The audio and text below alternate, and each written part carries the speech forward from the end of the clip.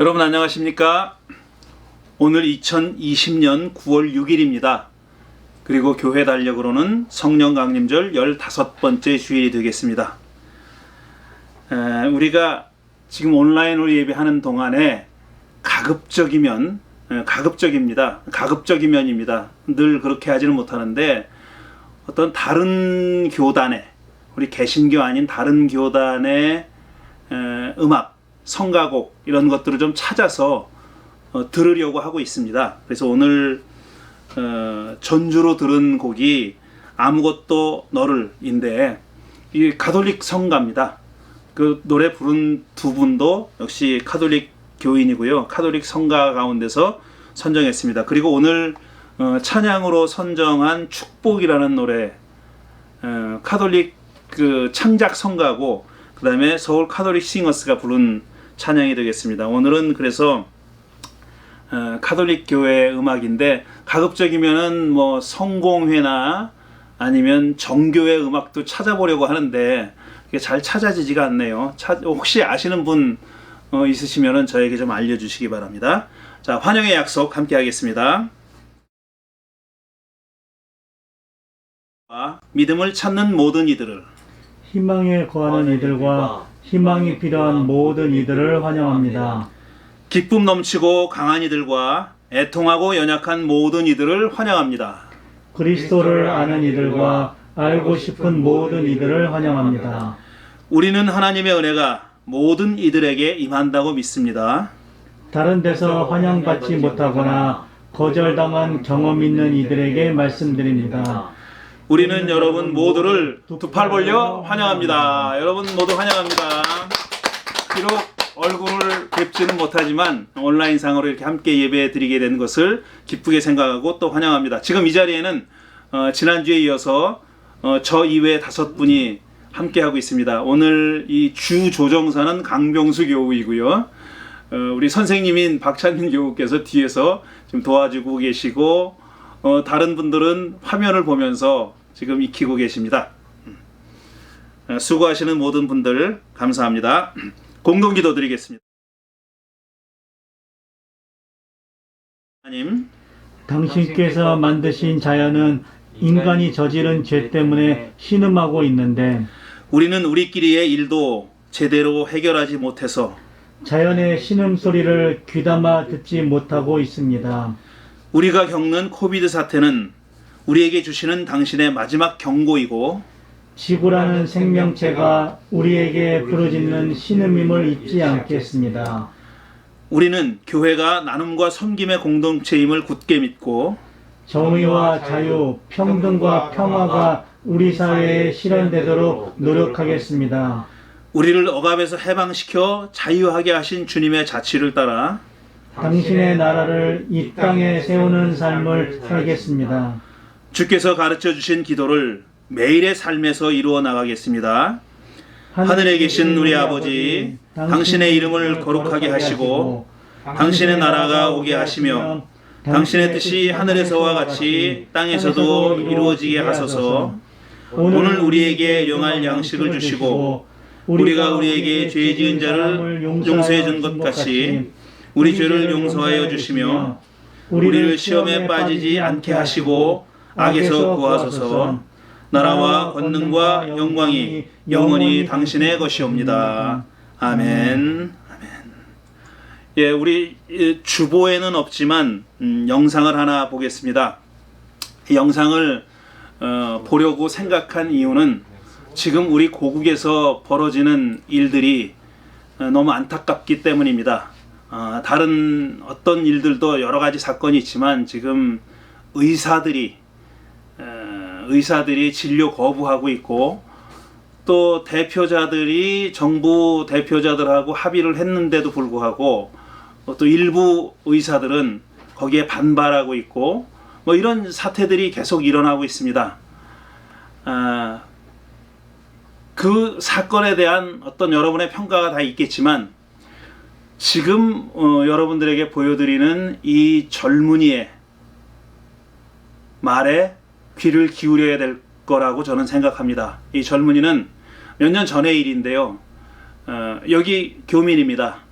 한국 교민이고 하버드 대학에서 졸업을 했죠.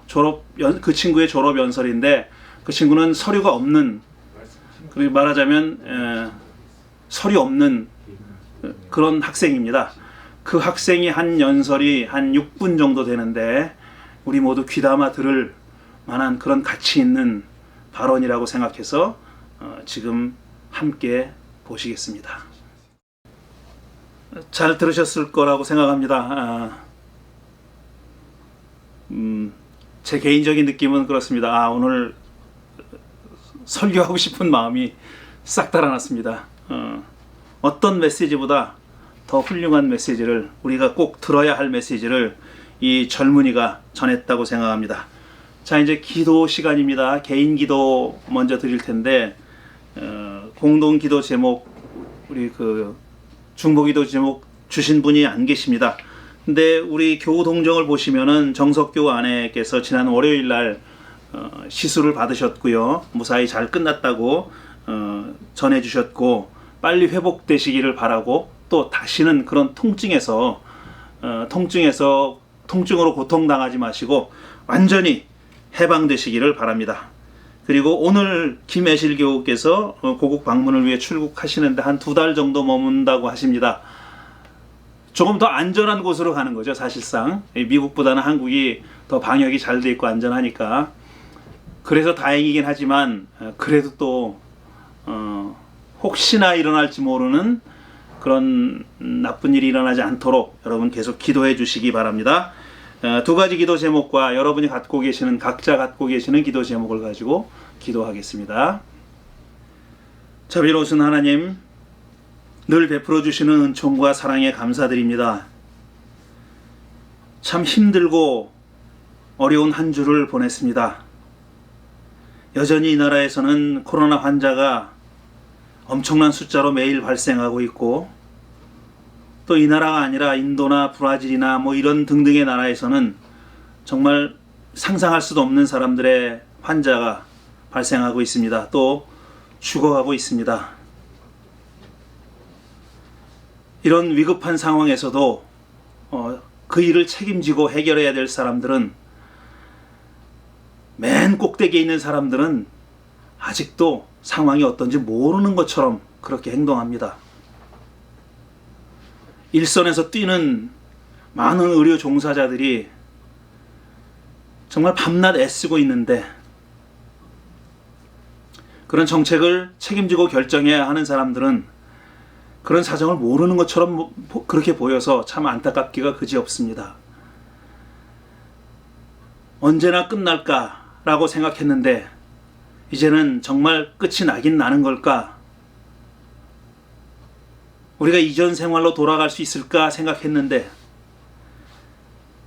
이전 생활로 돌아가는 것은 이제는 가능하지 않다는 그런 깨달음에 이르게 되었습니다. 바꿔야 하면 바꿔야죠. 달라져야 하면 달라져야 한다고 믿습니다.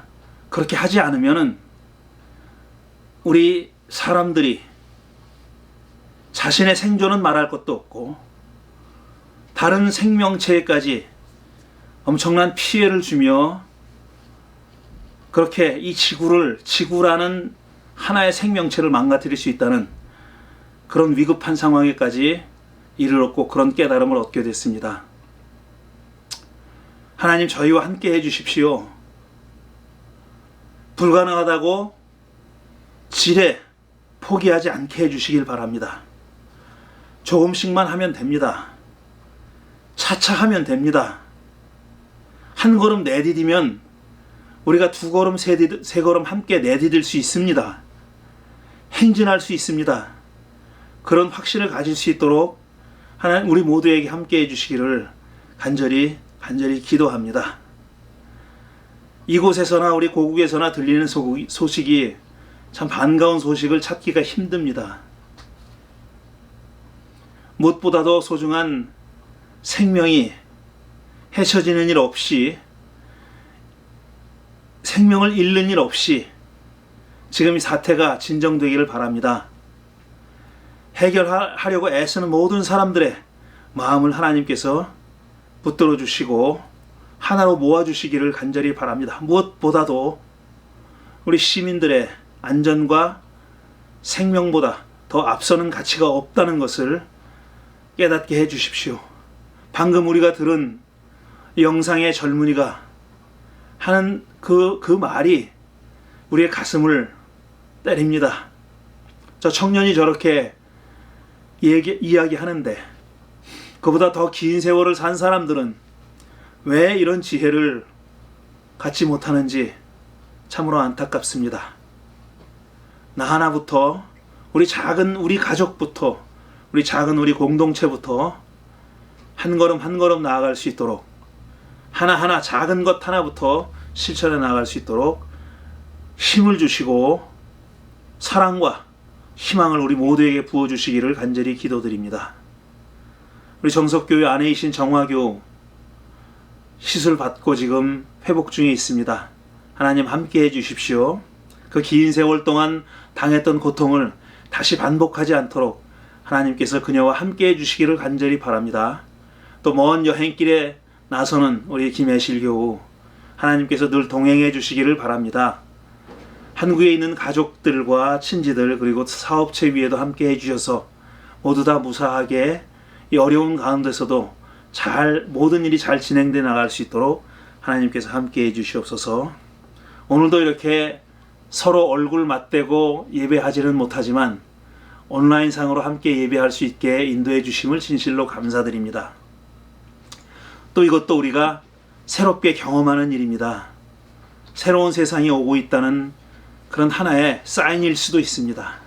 우리가 여기 잘 적응해 나갈 수 있도록 하시고 또 새롭게 만들어 나갈 수 있도록 하나님께서 함께 해주시옵소서. 오늘 예배를 통해서 드리는 모든 순서가 하나님께 큰 기쁨이 되기를 바랍니다. 또 함께하는 모든 교우들에게, 모든 예배자들에게 큰 희망과 축복과 위로가 되기를 간절히 기원하면서 이 모든 말씀을 예수님의 이름으로 기도드립니다. 아멘.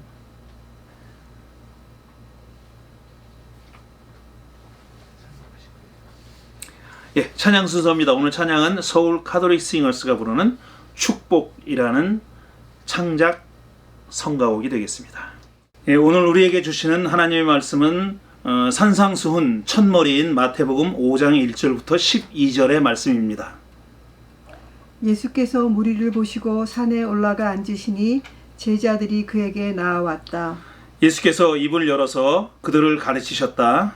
마음이 가난한 사람은 복이 있습니다. 하늘나라가 그들의 것입니다. 슬퍼하는 사람은 복이 있습니다. 그들이 위로를 받을 것입니다. 온유한 사람은 복이 있습니다. 그들이 땅을 차지할 것입니다. 의에 줄이고 목마른 사람은 복이 있습니다. 그들이 배부를 것입니다. 자비한 사람은 복이 있습니다. 그들이 자비함을 입을 것입니다. 마음이 깨끗한 사람은 복이 있습니다. 그들이 하나님을 볼 것입니다. 평화를 이루는 사람은 복이 있습니다.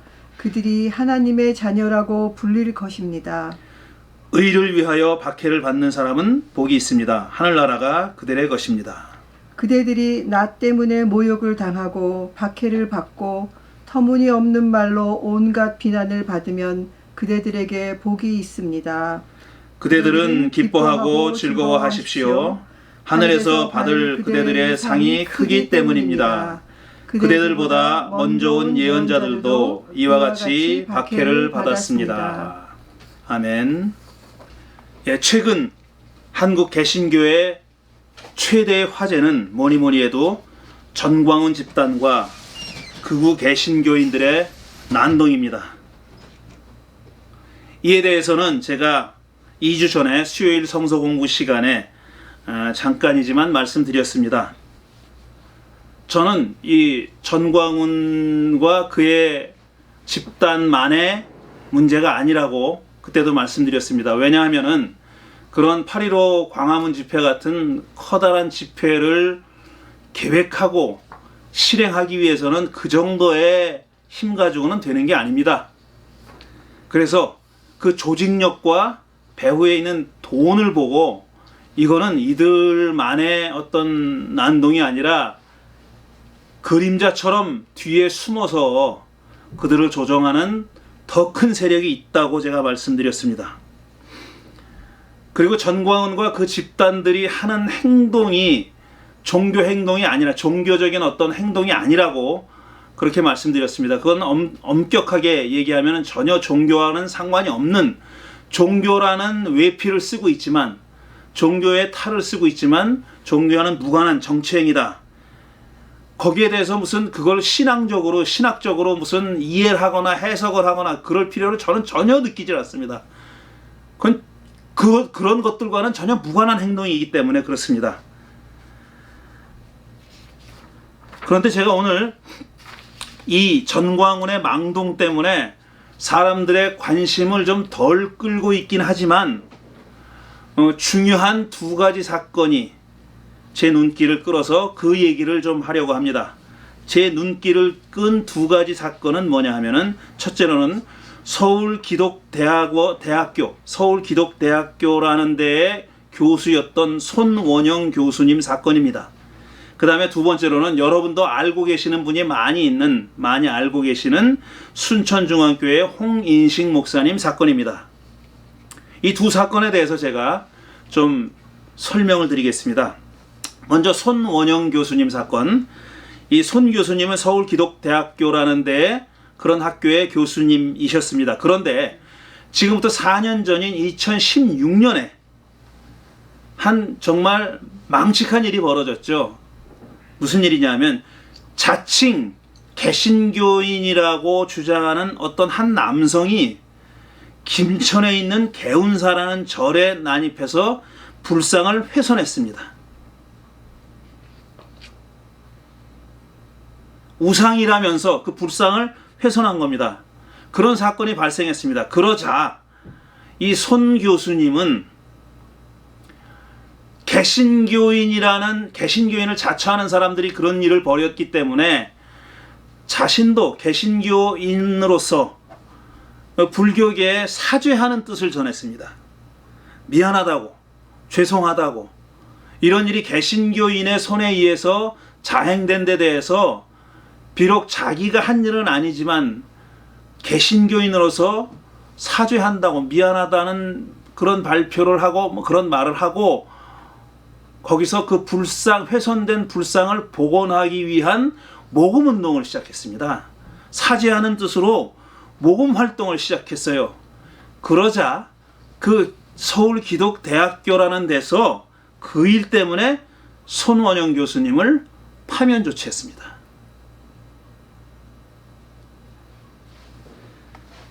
이에 손 교수님은 법원에 제소했고요. 무려 3년여 동안의 법정 다툼을 한 끝에 승소했습니다. 법원은 학교 측에 손 교수님을 복직시키라고 그렇게 판결을 내린 겁니다. 그렇지만 학교 측은 법원 판결에 불복해서 복직시키지 않았습니다. 복직을 불허했습니다.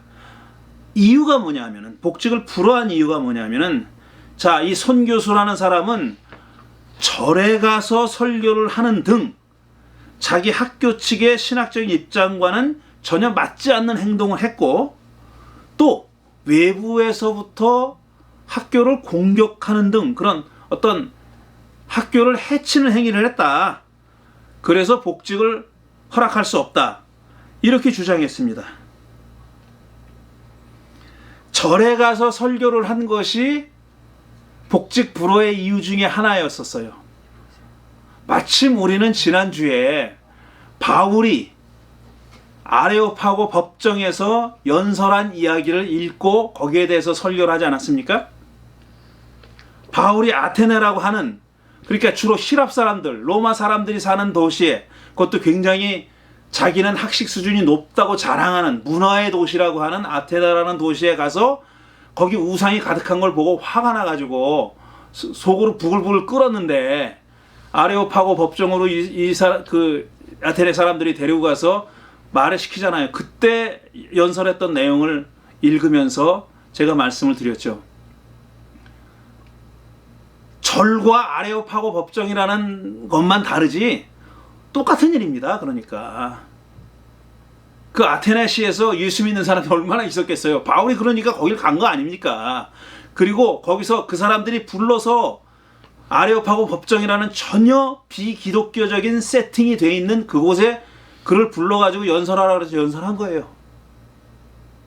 이게 한국이라는 문화적인 배경에서 개신교 목사이자 신학교 교수가 절에 가서 설교를 했다. 이건 칭찬해야 될 일 아닙니까? 이건 잘했다고 고무하고 칭찬해야 될 일 아니에요? 아니 바울이 아레오파고 가서 이 말도 헷갈리네. 하도 흥분해가지고 바울이 아레오파고 법정에 가서 연설한 거는 잘했다고 설교하면서 그건 훌륭한 설교라고 하면서 손원영 교수가 절에 가서 설교한 게 뭘 잘못했다고 그게 복직 불허의 이유가 되냐 이거예요.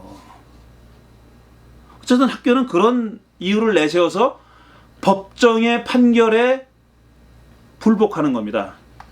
이 손 교수 측에서는 또 뭐라 그러냐? 손 교수님 뭐라 그러냐면 야, 신학적인 견해라는 것이 학자들마다 다양할 수 있고 그 다음에 학문의 자유도 보장해야 되는 것이고 게다가 또 한 대한민국의 법은 법에 의해서 교육법의 보호를 받는 그런 입장이고 그 다음에 판결도 그렇게 났는데 복직을 불허하는 것은 부당하다 그러고 그렇게 또 제2차 투쟁을 시작한 겁니다. 그래서 최근에 어떤 일이 일어나냐면은 자 서울기독대학교의 재단 이사회에서 당장 복직시키라고 결정을 했어요. 세상의 법정에서도 복직을 시키라고 결정을 했고 그 다음에 그 학교 재단 이사회에서도 복직을 시키라고 했는데 여전히 복직을 못했습니다. 그 복직을 허락받았으니까 학교로 출근했어요. 출근을 했는데 자기 교수 연구실을 자물통으로 잠가놓은 거예요. 못 들어가게. 이런 일이 지금 벌어지고 있습니다. 그리고 그렇게 출근 투쟁이라고 불러야 됩니까? 출근 투쟁을 지금 12일째 하고 있어요. 12일 동안 재단 이사회의 결정이 내려진 이후부터 12일 동안 지금 사무실에 출근을 못하고 있는 겁니다. 새 학기에 강의 배정을 안 한 거는 물론이고요. 지금 그런 입장이죠. 그래서 지금 학교 측에서는 손 교수의 복직을 반대하는 사람들과 찬성하는 사람들이 계속 연이어서 데모를 하고 있습니다. 제가 사진을 몇 개 준비했는데 보여드렸나요? 예, 고맙습니다. 이런 일이 지금 벌어지고 있어요. 어떤 한 개인의 일이지만 이게 한국 개신교의 어떤 현실을 극명하게 보여주는 한 예라고 생각합니다. 그 다음에 홍희식 목사님 얘기 좀 해보죠. 홍희식 목사님은 고등학교를 졸업한 다음에 파라과이로 이민을 간 이민자입니다. 남미로 이민 간 이민자예요. 그래서 남미 파라과이에 살면서 거기서 대학을 졸업하고 그 다음에 한국에 들어와서 본인이 속해 있었던 그 예수교 장로회 통합 측의 신학교인 장로교 신학대학을 장로회 신학대학 광나라에 있는 장로회 신학대학원을 진학했어요. 거기 졸업을 하고 목사 안수도 받고 그 다음에 다시 남미로 돌아와서 부에노스아이레스에 있는 신성교회를 비롯해가지고 몇 개의 교회에서 이민교회에서 목회를 했습니다. 그리고 나서 그 목회를 좀 더 다른 그 목회의 소명을 느끼고 다른 성격의 소명을 느끼고 양반이 뭐를 했냐면은 이제 남미 사람들을 위한 일을 하게 된 겁니다. 그런 일환으로 쿠바에 가서 쿠바의 선교사로 파송받아서 거기에 있는 개신교 신학대학원에서 학생들을 가르쳤고 그 다음에 또 멕시코 시티에 있는 멕시코 장로교 신학대학원에서 학생들을 가르쳤고 그러니까 적어도 제가 알기로는 한 6, 7년 정도의 기간을 그렇게 남미인들을 목사로 교육하고 양성하는 그런 신학대학원에서 가르쳤습니다. 그리고 그 중간에 또 서울에 돌아와 가지고 강남에 있는 현대교회에서 한 4년 동안 목회를 하기도 했습니다. 그러다가 이제 2016년에 이 홍 목사님 일도 역시 같은 2016년이네요. 그러니까 불상 파손이 일어났던 해도 2016년이고요. 2016년에 순천이라고 하는 도시에 있는 순천중앙교회 담임 목사로 부름을 받고 거기 부임했습니다. 그리고 4년 반 정도의 목회를 하다가 지난달에 사임한 거죠. 한 2달 됐나요? 이제 6월 달인 것 같습니다. 한 2달 전에 사임을 했죠. 홍 목사님하고 저와는 한 20년 지기가 됩니다. 한 20년 전에, 그러니까 제가 홍 목사님 신성교회라는 데서 목회하고 있을 때라고 기억하는데, 지금 돌아가신 홍근수 목사님이 소개를 해주셨어요. 당신들 둘이 참 잘 맞는 그런 사람이니까 만날 기회가 있으면 만나서 같이 교제하고 같이 일을 했으면 좋겠다 하는 그런 그 조언의 말씀을 듣고, 마침 홍 목사님이 LA에 오셨을 때, 둘 다 홍 목사님이니까 헷갈리네. 홍인식 목사님이 LA에 오셨을 때 저랑 만나게 됐습니다. 그리고 바로 그 첫 만남에서부터 야, 참 잘 맞는 그런 분이구나 하는 생각을 하고, 그 이후로 20여 년 동안 꾸준히 기회가 될 때마다 만나서 같이 일도 하고, 기억하시는 분들도 많이 계시겠습니다. 우리 교회도 여러 번 오셔가지고 말씀도 전해주셨고, 그 다음에 또 세미나, 이웃 종교와 대화라는 세미나의 강사로 강연도 해주셨고 그랬습니다. 저도 그리고 2번 한국에 갔을 때 순천에 내려가서 2번 순천교회에서 설교도 하고, 그 다음에 그 지역 목회자들 세미나도 인도하고 그랬습니다.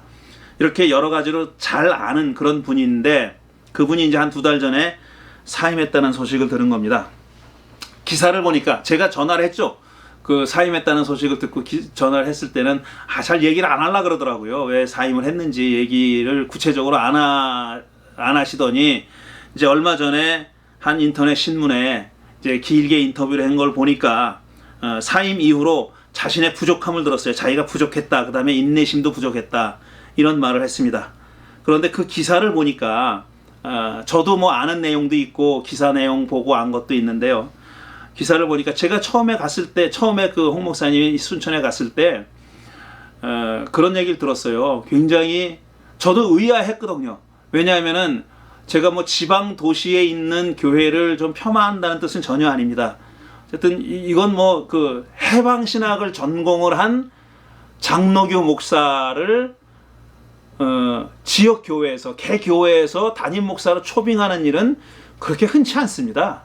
정말 그럴 만한 교회가, 그런 성향을 가지고 있는 교회를 꼽자면은 아마 손꼽을 정도로 숫자가 많지 않을 거예요. 근데 뭐 제가 과문에선지 순천중앙교회에 대해서 아는 바가 없었고요, 그 전에. 근데 순천중앙교회라고 하는 지방도시의 교회가 홍 목사님을 초빙했다고 해서, 게다가 또 그 장로님들과 인터뷰할 때 당신이 해방신학 공부했고 나는 어떤 목회를 지향하고 있고 이런 다 얘기했다는 거예요. 다 있는 그대로 얘기했다는 거예요. 그 있는 그대로 얘기할 분이에요. 또 그분은 그걸 가지고 감추거나 속이거나 이럴 분이 아니에요. 그래도 내가 당신의 담임 목사로 좋다고 생각하면 나를 초빙하라. 그래가지고 초빙된 겁니다. 그렇게 해서 그 교회를 갔어요. 그 얘기를 들었을 때 저도 깜짝 놀랐어요. 1000명이 넘는 교회라고 얘기했고, 또 지방에 있는 교회인데, 자꾸 지방 얘기하니까 좀 미안한데, 어쨌든 그런 교회인데 그런 성향을 가지고 있는 홍 목사님을 초빙했다는 게 전 놀라웠어요. 그런데 목사님이 초기에 한 1년 반 정도는 굉장히 행복하다는 거예요. 교인들이 다 좋아하고, 그 다음에 그동안 교회를 떠났던 교인들도 많이 돌아오고, 특히 청년들이 많이 돌아온다는 겁니다. 청년들이 교인 숫자가 많이 늘었대요. 그리고 청년부도 활기가 있게 진행되고 있고, 저도 초대받아 갔지만 그 지역에, 그러니까 호남 지역에 그 순천 인근에 있는 그 목사님들을 대상으로 해가지고 매년 세미나를 합니다. 저도 그 중에 강사로 초빙받아 간 거고요. 그런 역할을 하는 거예요. 지역 교회의 목회자로서, 그 다음에 어느 정도 사이즈가 있는 교회의 담임 목회자로서 자기 교회 일뿐 아니라 그 지역 일들, 그 다음에 또 NCCK 일까지도 맡아가지고 자꾸 그런 일을 활발하게 해나가고 있는 모습이 참 보기 좋았습니다. 그런데 뭐 그분 성격이 어려운 얘기는 잘 안 하는 성격이니까 저한테는 얘기하지 않았어요.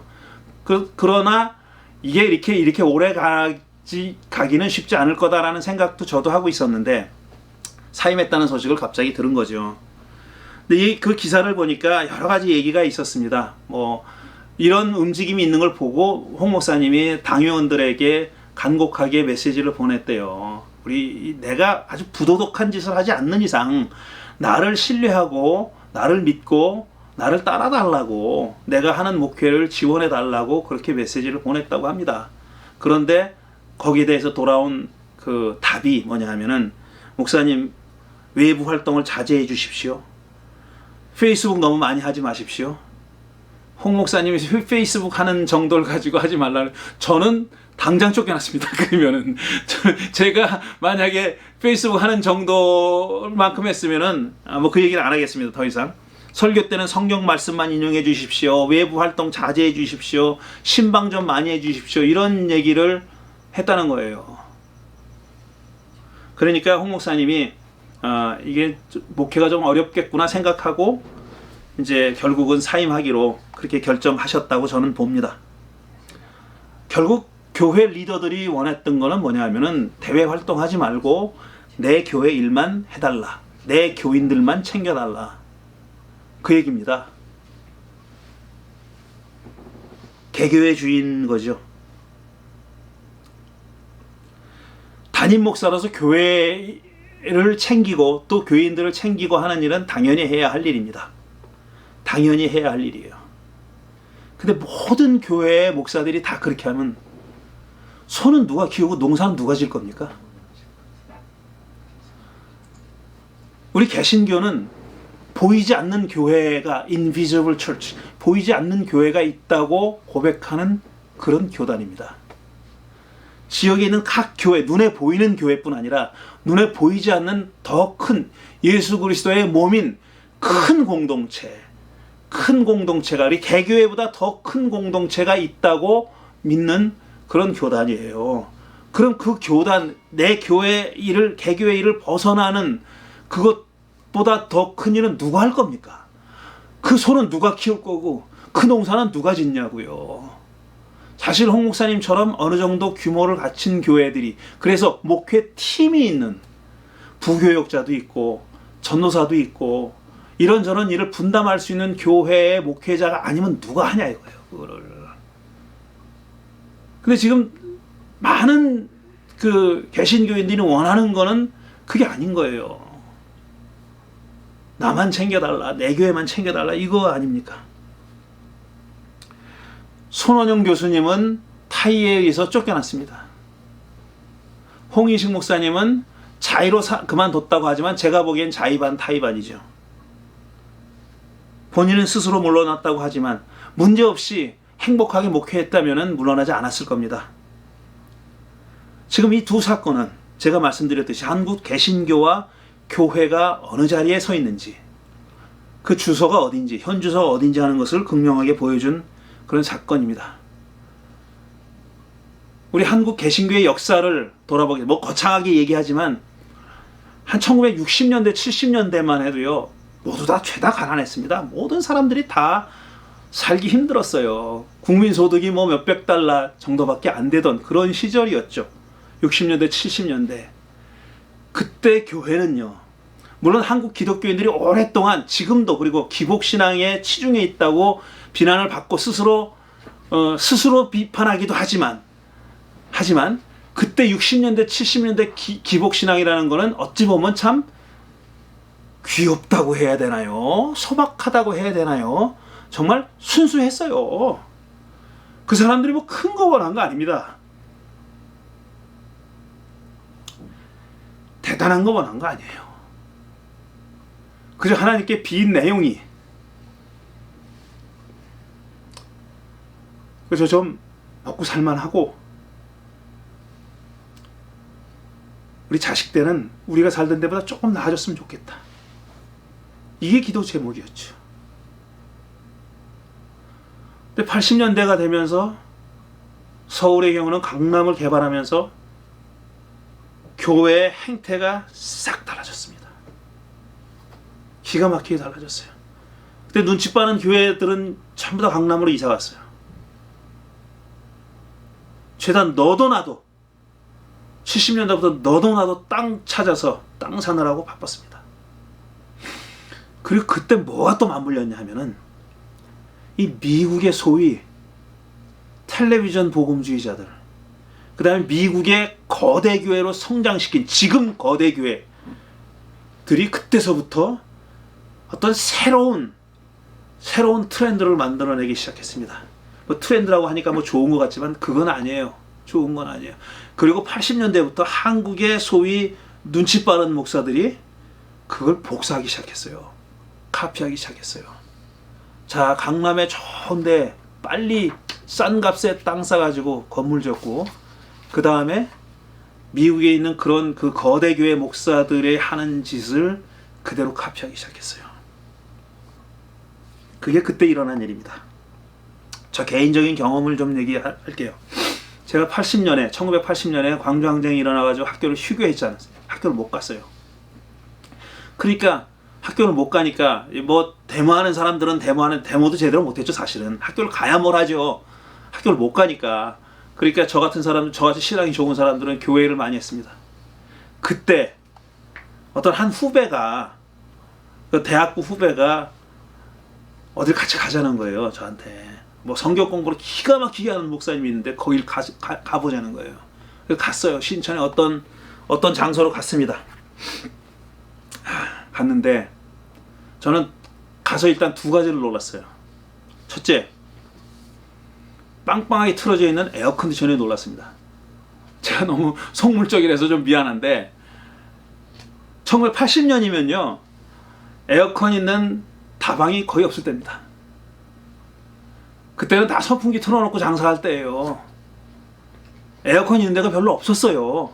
교회당도 천장에 선풍기 달아놓고 선풍기 돌릴 때예요. 부자교회도 그럴 때입니다. 그럴 때 에어컨도 빵빵하게 틀어져 있고요. 그 다음에 현악 사중주가 탁 이렇게 자리 잡고 있는 거에 놀랐어요. 제가 그 목사님이 하신 성경 공부 내용은 기억이 안 나는데, 기억나는 거는 이렇게 두꺼운 바인더, 3홀 펀치가 있는 바인더가 성경 공부 교재였었어요. 저는 물론 그걸 안 샀습니다. 안 샀고 그걸 가지고 성경 공부를 하더라고요. 근데 내용은 기억 안 나요. 근데 제가 기억나는 건 빵빵하게 틀어지는 에어컨과 그 다음에 우아한 현악 사중지의 브레이크 시간마다 연주. 성경 공부 한 2시간, 3시간 하더라고요. 그런데 브레이크 시간마다 나와서 연주를 하는 거예요. 그 목사가 누구냐면 하용조 목사입니다. 저는 그때 하용조가 누군지도 몰랐죠, 당연히. 그때 하용조 목사가 유명할 때도 아니에요. 하용조 목사였었어요. 그리고 그 뚜리온 펀치가 박혀져 있는 바인더 스타일의 성경 공부 교재가 소위 제자 훈련이니 뭐니 하는 두란노입니다.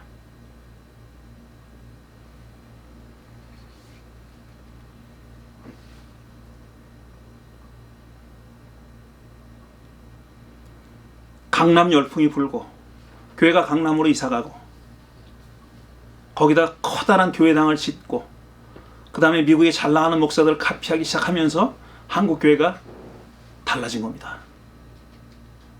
이건 70년대에 기복신앙도 정말 귀엽고 소박하던 그런 기복신앙이 아니에요. 가지면 가질수록 더 배고픈,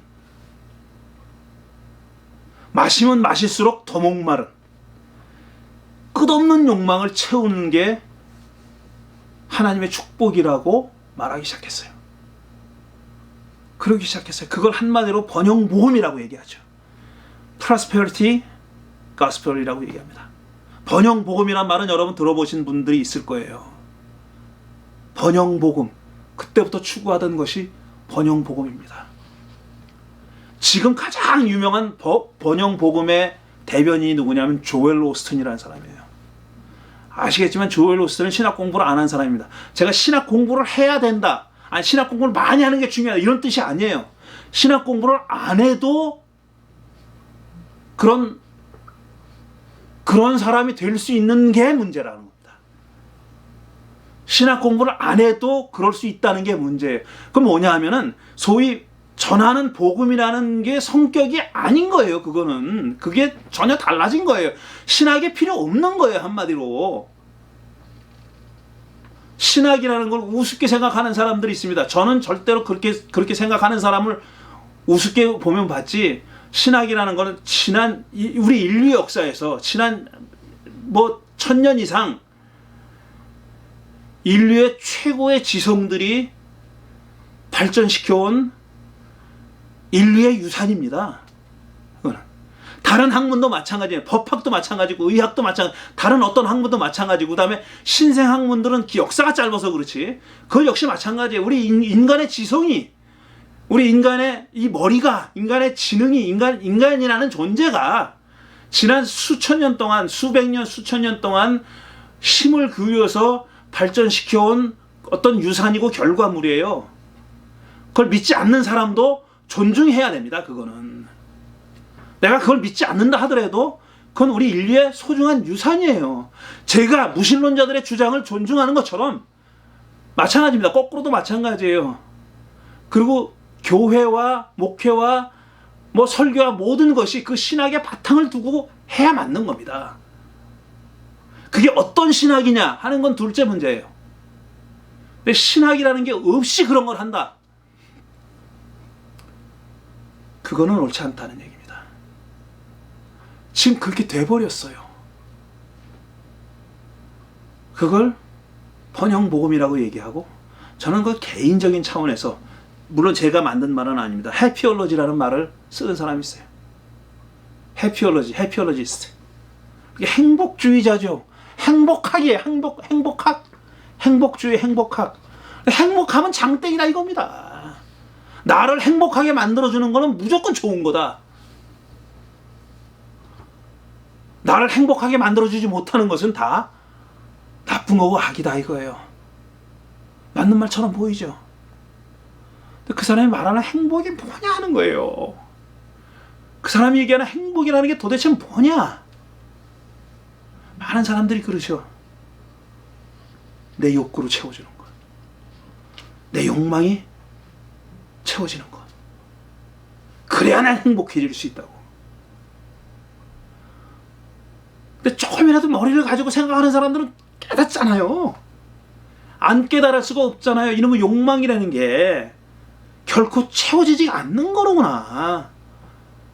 뭘 갖게 되면 갖게 될수록 더 배고파지고 더 목말라지고 그래도 결국 채울 수가 없는 거로구나 하는 것을 굳이 대단한 명상가가 아니더라도 대단한 지혜자가 아니더라도 알게 되잖아요. 근데 그게 해피올로지스트는 그걸 추구하는 겁니다. 나를 행복하게 만들어주는 건 무조건 다 좋은 거예요. 그걸 해야 되는 거예요. 그런데 오늘 읽은 본문의 마태복음 5장의 예수님은 전혀 거꾸로 얘기합니다. 전혀 거꾸로 얘기해요. 가난한 사람이 행복하대요. 의에 줄이고 목마른 사람이 행복하답니다. 온유한 사람, 오늘날은 바보 취급당하죠. 전 멍청이랑 머저리라고 얘기하죠. 정신적으로 어떻게 된 놈 아니야? 이렇게 얘기하죠. 온유하면은. 근데 온유한 사람이 행복하대요. 그런 사람들이 하늘나라를 차지하게 될 것이고 하나님의 얼굴을 뵙게 될 거라고 얘기합니다. 자, 이 텍스트를 배경을 보면은 맨 마지막 11절, 12절에 분명히 얘기하고 있어요. 지금 이 말씀을 예수님이 8가지의 축복을 말씀하신 이 말씀의 배경은 뭐냐면 그리스도인들이 박해를 당하는 때입니다. 너에게 두들겨 팰 거다 이제. 널 박해할 거다. 그러나 너희들은 행복한 사람이다. 예수님이 이렇게 반말 안 했지. 그대들을 두들겨 팰 겁니다. 그대들은 엄청나게 힘든 삶을 살 거예요. 하지만 그대들은 행복한 사람입니다.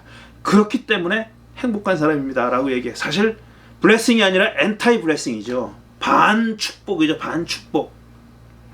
예수님은 그런 반축복을 축복이라고 얘기하시는 겁니다. 근데 지금 누가 박해합니까? 전광훈도 박해 안 하잖아요.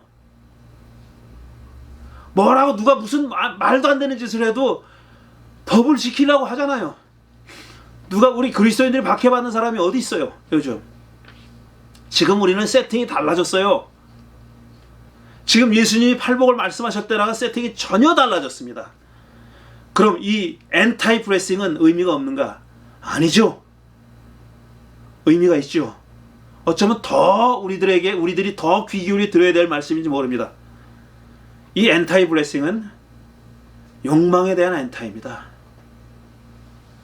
끝없는 우리 인간의 탐욕과 욕망에 대해서 하나님이 브레이크를 거신다. 예수님이 브레이크를 거신 거라고 알아들어야 된다 이겁니다.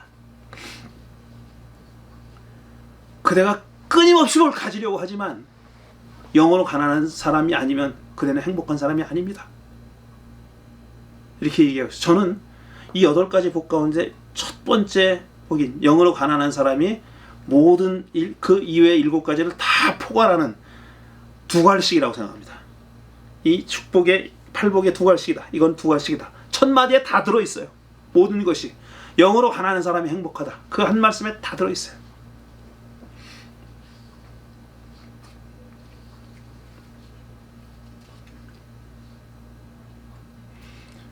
이제 앞으로 종교가 할 일은 이 끝없는 인간의 욕망에 제동을 거는 장치로서 종교가 필요하다. 저는 그렇게 생각합니다. 그 욕망을 채워주는 도구와 수단이 아니라 그거에 브레이크를 걸어주고 여기서 스톱, 더 나가지 말어, 그런 내면의 목소리를 들려주는 그게 종교의 역할이다 이겁니다. 그런데 참으로 안타깝게도 손원영 교수의 사건과 홍인식 목사의 사건은 우리가 아직도 그 길로 가려면은 조금 더 노력이 필요하고 조금 더 시간이 필요하다는 것을 보여주고 있는 안타까운 사건이라고 생각합니다. 정말 안타까운 사건이라고. 손원영 교수님의 사건은 뭐냐 하면은 지난주에 말씀드렸던 바로 번역 가능성에 대한 얘기입니다. 번역 가능하지 않은 종교는 살아남지 못합니다. 손 교수님은 번역 가능하다는 것을 얘기하고 싶었던 거예요. 번역 가능한 종교였으면 했던 거예요. 홍인식 목사님은 8가지의 복의 의미를 보여준, 저는 그런 분이라고 생각합니다. 영어로 가난하게, 또 온유하게 새로운 모양의 어떤 공동체를 만들어 나가려고 하는 그런 시도다 라는 겁니다. 그런 의미에서 저는 두 분이 우리 지금 한국 개신교의 현주소를 보여준 아픈 면도 있지만 동시에 앞으로 우리가 어디로 걸어 나가야 할 것인지, 어떤 길을 걸어가야 할 것인지를 보여준 어떤 좋은 사인이기도 하다고 그렇게 생각합니다. 여러분, 해피올로지스트가 되지 마십시오. 무엇이 나의 행복인가 하는 것을, 어떻게 사는 것이 행복한 삶인가 하는 것을 먼저 생각해 주시기 바랍니다. 그리고 여러분 스스로, 여러분 자신의 탐욕과 욕망에 브레이크를 걸 수 있는 그런 신앙이 되길 바랍니다. 그렇게 됐으면 정말 좋겠습니다. 예, 제가 지금 드리는 말씀을 생각하면서 잠시 묵상 기도하는 시간을 갖겠습니다.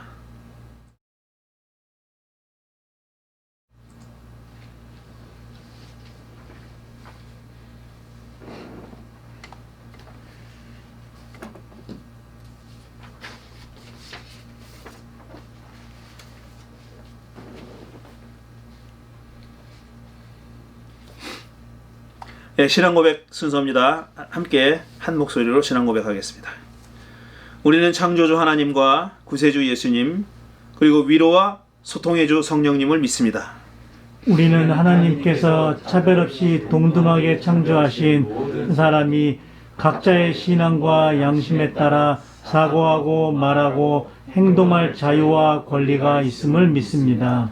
우리는 이웃과 더불어 사랑의 교제를 나누는 교회를 만들겠습니다. 우리는 자유와 정의와 평화를 중진하고 창조 세계를 아름답게 가꾸는 삶을 살겠습니다. 우리는 예수 그리스도의 제자로서 하나님 나라 건설을 위해 각자의 역할과 사역을 존중하며 살겠습니다. 네. 여러분 주위에 계신 분들과 환영의 인사, 축복의 말씀을 함께 나누시기 바랍니다. 주님의 평화가 여러분 모두와 함께 하시기를 바랍니다.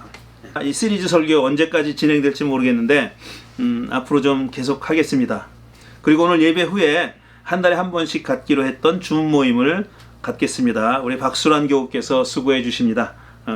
우리 교회 교인들 단체 대화방에 들어가시면은 줌 모임에 참여할 수 있는 그런 정보가 올라와 있습니다. 그걸 참고하시기 바랍니다. 그 다음에 자, 온라인 성경 공부 이번 수요일부터 이제 오후 8시에 시작하겠습니다. 제가 우리 교우들에게는 미리 알려드렸는데 처음 듣는 분도 계실 겁니다. 오후 7시 30분에 했는데 약간 어정쩡하고 이제 해보니까 7시 한 50분 정도 경에 들어오시는 분들이 상당히 많이 있다는 겁니다. 그게 그러니까 뭐 정리 좀 하고 이렇게 저녁 식사하고 정리하고 하는 시간이 그때쯤인 것 같아요. 그래서 뭐 우리가 30분 늦추는 거는 큰 문제가 아니니까 8시부터 실시간으로 진행됩니다. 근데 앞으로는 실시간 아니고 또 녹화하게 될지도 모르겠어요. 어쨌든 이번 수요일에는 실시간으로 하고요. 그 다음에 영화 이야기 후속 프로그램을 지금 준비 중인데 아마 16일 날 첫 모임을 하게 될 수 있을 것 같습니다. 이번 수요일 말고 그 다음 수요일에 하게 될 것 같은데 주제를 다양화하려고 하는데 처음에는 여러분이 좀 궁금해 하실 것 같은 그런 신앙 얘기, 그 다음에 성경 얘기 이런 것들로부터 시작하려고 그렇게 생각합니다. 우리 정석교 아내 정화님께서 우사의 수술 잘 받으셨고 빨리 회복하시길 바라고요. 그 다음에 김혜실 교우 이제 오늘 고국 방문 위해서 출국하십니다. 한 2달 동안 계시는데 박정음 교우는 여기 계십니다. 우리 김혜실 교우만 2달 예정으로 고국 다녀오신다는 거 말씀드립니다. 예, 헌금하는 방법 늘 우리 주보에 나갑니다. 이 방법들 가운데 하나를 사용하셔서 헌금해 주시기 바랍니다.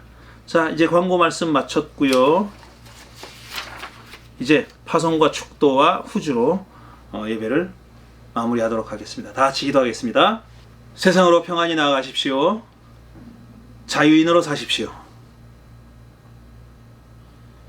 하나님의 은총과 돌보심과 인도하심이 여러분 모두와 함께 하시기를 바랍니다. 여러분이 어딜 가든지 하나님께서 여러분을 보호해 주시고 인도해 주시고 이끌어 주시기를 바랍니다. 또 여러분이 어딜 가든지 하나님과 함께하는 삶을 사시기 바랍니다. 하나님은 교회당에만 계신 분이 물론 아닙니다. 여러분의 삶의 현장을 늘 지켜보시며 함께 동행해 주시는 분입니다. 그런 하나님의 숨결을 늘 가까이서 느끼시면서 조곤조곤 다정하게 대화하며 이 힘들고 어려운 한 주간의 삶을 또 살아내시기 바랍니다. 성령의 은총 가운데서 늘 기뻐하십시오. 예수 그리스도의 은혜와 하나님의 사랑과 성령의 친교하심이 하나님께 감사의 예배를 드리고 또 받은 은총을 마음속 깊은 곳에 담고 새롭게 출발하는 한 주간의 삶을 다짐하는 사랑하는 향년의 모든 식구들과 함께 예배드리신 모든 당신의 아들과 딸들 위해 늘 함께 하옵시기를 축원하옵나이다. 아멘.